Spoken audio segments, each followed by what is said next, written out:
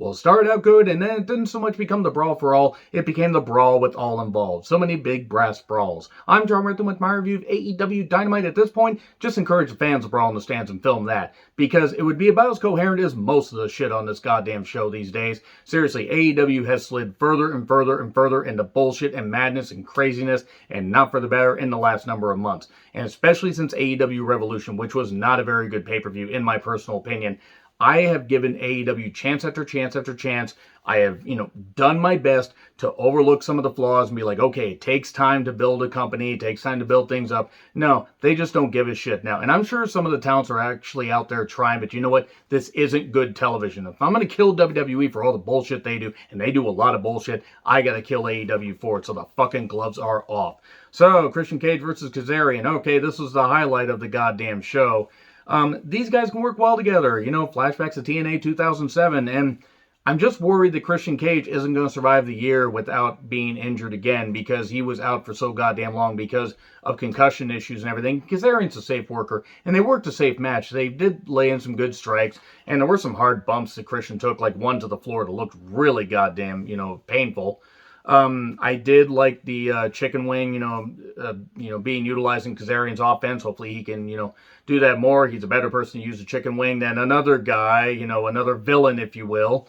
The flux capacitor for 2, the fact that Kazarian can pull that off still, after 20 goddamn years in wrestling, or more than 20 years in wrestling, is amazing. Frog splash for 2, we get a post spot, then kill switch engage, 1, 2, 3. Good match, good opener. These guys actually cut a really good pace.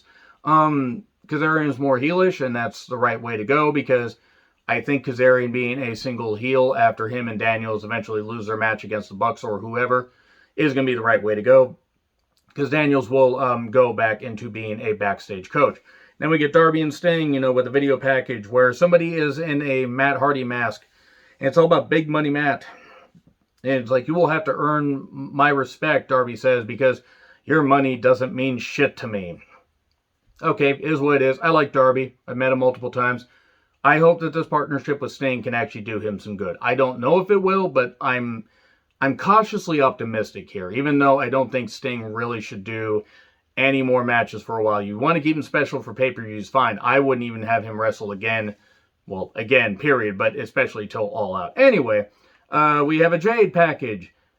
She looks like $1 million. No, she gets better on promos. She does tell Red Velvet, I am that bitch. Again, she's not very well spoken, but people have to start out somewhere. So this is also another, another talent I'm cautiously optimistic about, because she does look like $1 million.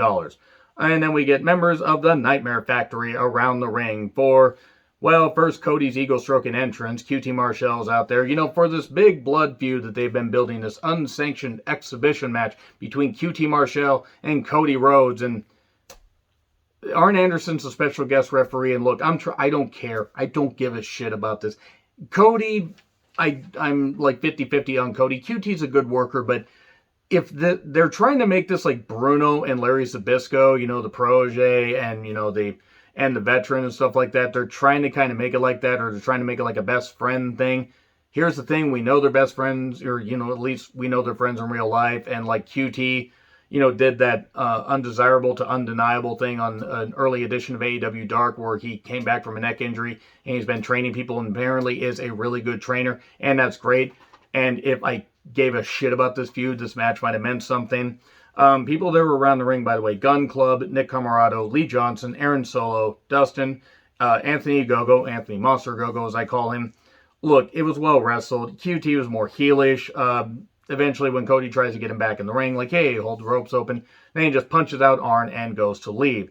And then everybody's like, trying to like figure out what the hell's going on. We get various students in the ring, and then we get Solo, Ogogo, and Camarado attacking members of the Nightmare Factory. Okay, what the hell's going on? Dustin's bleeding. Camarado puts the steps on the stage, which actually was pretty impressive to see. And then pile driver, on them by QT. And then Anthony Ogogo punches Cody, and then Red Velvet stops QT from hitting him with a chair. Okay, what are you doing? That's your friend. What are you doing? That's your brother. That's your brother. What are you doing? Here's the thing about it. So now we're getting Nightmare Factory Black and White and Nightmare Factory Wolfpack.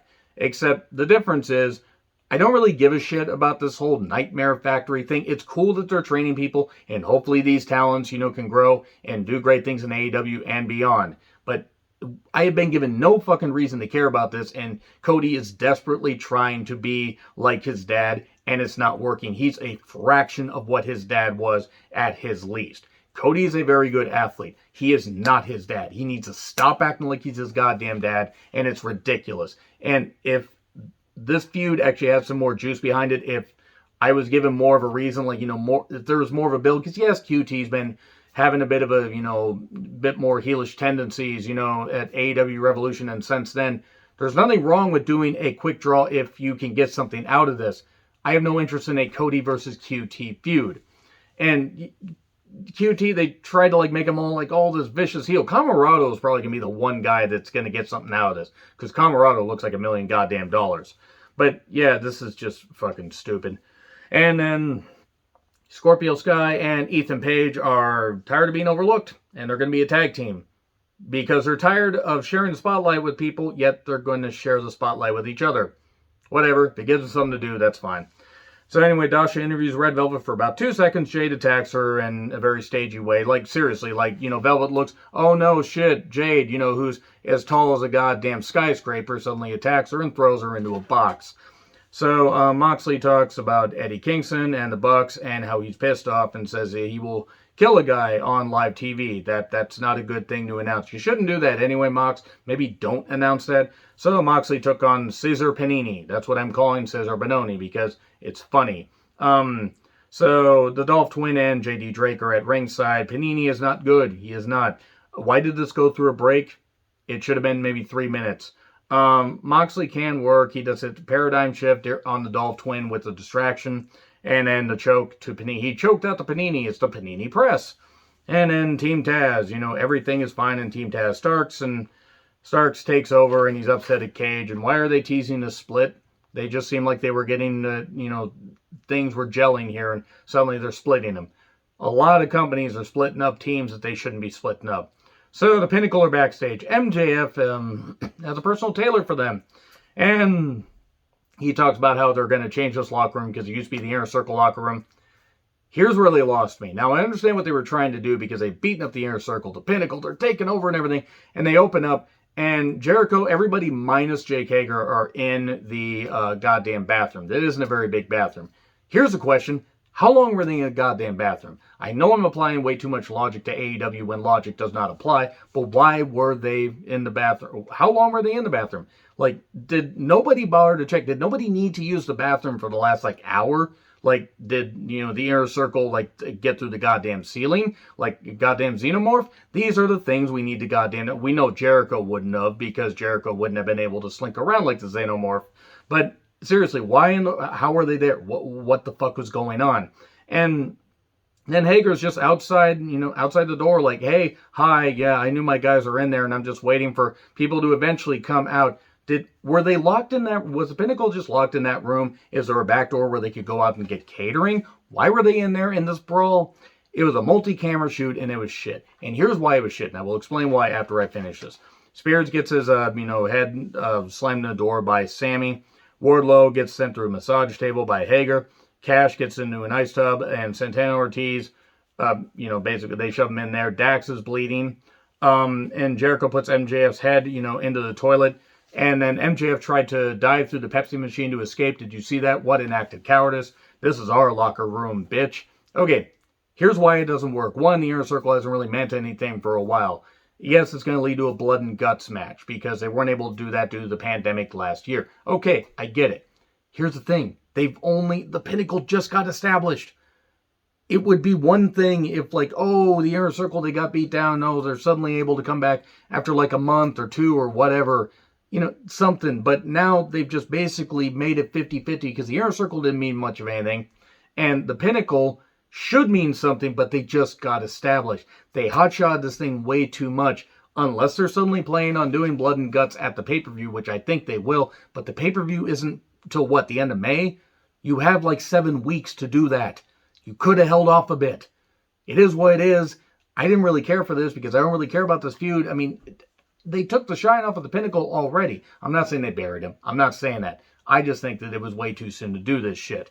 So anyway, Marvez is interviewing the Bucks about Omega, and then Callis shows up and talks to Matt, and it's like, well, you and I need to talk. Let me just say right now that I don't care for Don Callis, and I made that clear. I don't care for the Bucks. I don't care about Omega. What is this high school drama bullshit? It doesn't mean anything to me. I know that they're friends. That's fine. Whatever. Personal feelings aside, this is not good wrestling television. This isn't good storytelling. He says, well, you broke his heart. Who loves Kenny more? Is this like a guy? Are we going to get like the gasped in Spanish thing, from telenovas? Anyway, he chose you and your brother, and, and he slaps Matt, and Matt grabs him but won't slap him after they could have easily beat his ass. Why didn't they just super kick him? Genuine question. I'm not even a Bucks fan, but why the hell? Does Callis suddenly have something over them? Did he make them sign NDA? Like he made other people in Impact sign NDA? You know what I'm fucking talking about. Anyway, this was not good. I did not care for this one bit. So, I will say that Alex guy is a great spokesperson for Penta. He is fucking great. He is just slimy goddamn jackass. He has a really good way of speaking. And then we get Omega and the Good Brothers, home of the Good Brothers, May We Take Your Order, versus the Lucha Bros and Laredo Kid. Jumpstart, dives, Callis joins commentary. I tuned out during this match for this reason. It was a bunch of flippy shit by, a bunch of guys. Good Brothers are a decent enough team, but I just don't care about them when they're there. I know that some people may like this match, and if you like this match, that's fine. It did not work for me at all. It was a car crash. Why even have a ref? Why not just make it Lucha Rules? Genuine question, because there's nothing wrong with having Lucha Rules. You can actually, make it where, somebody's out of the ring, another person gets in there legally. Okay, you can do that. Establish it as Lucha Rules. Just do that. Because they call them trios matches, but they fudge with those rules because there are a lot of times where, the women, like when the women had a trios match, they just did legal tags and everything. Just establish it as being Lucha Rules. And then you don't have to worry about this because otherwise you don't even need to have the referee there. So One Wing Angel on Laredo Kid, 1, 2, 3. And then here's Moxley on the stage. And the Bucks show up. And Penta, Phoenix, and Laredo Kid basically leave.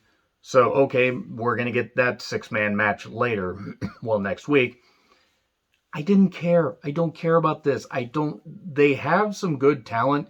They don't have a lot of good shit going on right now. And I know not every show can be tremendous television, but seriously, what the fuck? So here's Britt Baker and Reba doing a promo. A lot of pink on that wall. So much fucking pink. It was like Alex Gracia threw up all over the goddamn thing. For she is the pink dream. Elevation talk. Thunder Rosa, won the main event, but the win didn't count because it was unsanctioned. Ooh, Thunder Rosa will be back probably by the pay-per-view, but she's filming for NWA Power. Which I hope they clear that shit up because Thunder Rosa is really good and there's some other bright spots, but they got their own issues with problem people they got. Nyla Rose and the bunny gear, holy shit. Allie is a beauty. With Vicky, Matt, Butcher and Blade, and Private Party versus Sheeta and Ty Conte. Okay, and the Dark Order's also there because we have more people around because we need to have another thing because we just had Nightmare Factory Black and White and Nightmare Factory Wolfpack have a brawl. So we've only, we've only gone maybe 30 minutes without a goddamn brawl because we had the Pinnacle and Inner Circle brawl backstage. So let's have another brawl. Way too many brawls. Way too many. It was a mess. Allie looks good and she can do some work, but she's probably the least of the workers here, and this did nothing for any of the women. Ty has really improved, but we get another brawl around ringside. Suddenly everybody just starts brawling, and then Sheeta dives on everybody, and then Ty dives on everybody, including some of the Dark Order. So that's a great way to join the Dark Order. And then we get a cane shot while Vicky distracts the ref, and then down the rabbit hole. The Blade's very lucky to be able to do that. Yeah, this is how you feature the women. Oh, they feature the women a little bit later in a very messy way, but seriously, this show is off the fucking rails. The show was off the rails before this. Next week, Moxley and the Bucks versus Omega and the Good Brothers. Again, home of the Good Brothers. May we take your order. The Bunny versus Ty Conte with everybody around ringside again. So another brawl. Darby Allen versus J.D. Drake. Okay, I've seen J.D. Drake on Elevation and Dark. The guy can work, and, despite maybe not looking necessarily like an athlete of today, he can work. He has a territorial look, but he can do some good stuff. I think nice little 8-minute match with him getting the shine. Darby will retain. Inner Circle return next week. Okay, we hear from them. Cool, whatever. Jurassic Express versus Bear Country with Godzilla versus Kong font. And I just watched that, by the way. Check out my review of that if you want. If you have HBO Max, you will be able to see it. It's a monster mash, the monster mash. Anyway, so Jurassic Express talk. They need to not have stunt talk. He sounds like he's 10 years old. He has a, Kong tattoo. Oh, I just want to, show that it's like, it's like I want to have this tattoo to remind me that we need to beat their ass. The fuck is he saying? Jungle Boy needs more promo practice.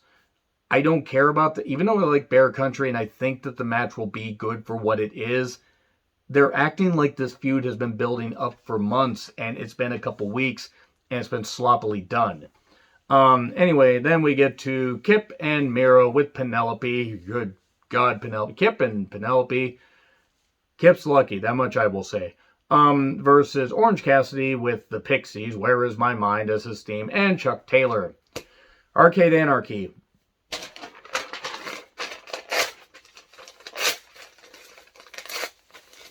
If you don't mind, just gonna do some stuff right there.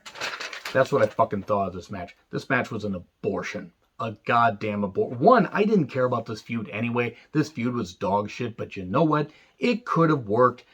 If you had featured Miro like this and not featured him in such a cartoonish, deal, feud and all, if you had just not featured him in such a cartoonish way, and nothing against Kip, having him team with Kip isn't the problem, but he's the best man.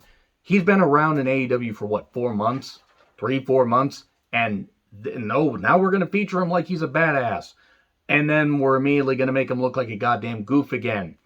The thing is to see, now, you may have thought that I hated the parking lot brawl that, the Best Friends and Santana Ortiz had. Yes, even with Orange Cassidy popping out of the trunk, it still wasn't that bad of a match. It wasn't one of my favorite matches, but the effort was there. This was dog shit. This was complete dog shit. This would have belonged on WCW 2000 or early NWA TNA when Russo was going Russo-rific with sports entertainment extreme sex. Do you get it? Anyway, was Russo secretly rehired is what I wrote down. So, arcade machines around ringside, stuffed animal machine, whack-a-mole, a prize table, air hockey table. Gee, I wonder what all this stuff's going to mean. Oh, it's because it's arcade fun and everything, and there's nothing wrong with doing comedy shit, but this was more shit than comedy. It was actually just shit comedy. It was just shit. It was, I can't even mix words here. All 4 jumpstart this. We get the mallet to Kip's head. Penelope was wandering around. She did get involved a little bit later. I take Miro more seriously if this wasn't so cartoonish. We get barricade stuff. We get chair, corner spot. We get, can lid. We get a cane. We get all that. We get, Miro, almost said Rusev. Miro buried under a whole bunch of plunder. Kip goes nuts and beats everybody up. And then we get a stuffed animal, a stuffed bear specifically, with Legos. Oh, great. It's not thumbtacks. No, it's Legos. They do hurt to step on, but seriously, this is where now it's low rent. It's just stupid deathmatch wrestling on a budget. And I hate deathmatch wrestling. I hate this kind of hardcore shit. If other people like it, that's fine. Beach break for 2. Oh, no. And after a power bomb by Kip, to Taylor on the Legos. Oh, no. So then we get Penelope pulling Aubrey out, and then she low blows Cassidy, and suddenly Statlander pops out of the stuffed animal machine. Chris Statlander, who's been out for a while, the alien that you want to boop. Never mind. She pops out there and said, this is a line from Excalibur, who I've given a lot of slack to. The alien has emerged from the UFO catcher. It was at this point I realized that AEW is just going to continue to get the same amount of fans tuning in every single week. A few occasional spots. This is, by the way, the last Wednesday where NXT and AEW are going, well, second to last. The second to last, one where they're going head to head. And I get it. I do get it. This Wednesday Night War has been a freaking popcorn fart because any spikes that they've had have just been nullified. They're getting the same amount of people they get every single goddamn week. Chris Statlander hits a driver on Penelope through the air hockey table. Miro attacks, everybody, and then basically Trent's mom shows up. Trent is back. I'm glad to see that Trent healed from his pec injury. They're in the minivan. Great, the minivan. Let's bring that shit back. Surprised there was an arcade machine back there. 3-on-1. Miro goes to Sue and tries to rip at the windshield wipers. Great, that's a great thing to do in Florida in case we get flash rain. You can't have working windshield wipers. And then Trent to the rescue. And the hollowed out arcade machine, it was like Supersonic Man when he picked up that, that construction equipment. If you know, you know. And then a table spear stage slam by Taylor through a very collapsible part of the stage. It's a good thing nobody stepped on that before. To Kip, 1, 2, 3. Once again, and you know what's sad is even as bad as this shit was, it still wasn't as offensive to me as Alexa versus Orton, which is the most offensive thing I have seen on a wrestling program so far. This was a bad episode. It started good and it slid into fucking bullshit. Anyway, agree, disagree, what I said, like, share, subscribe, Twitter handle in the description. I'm John Ritlin. I'll see you soon.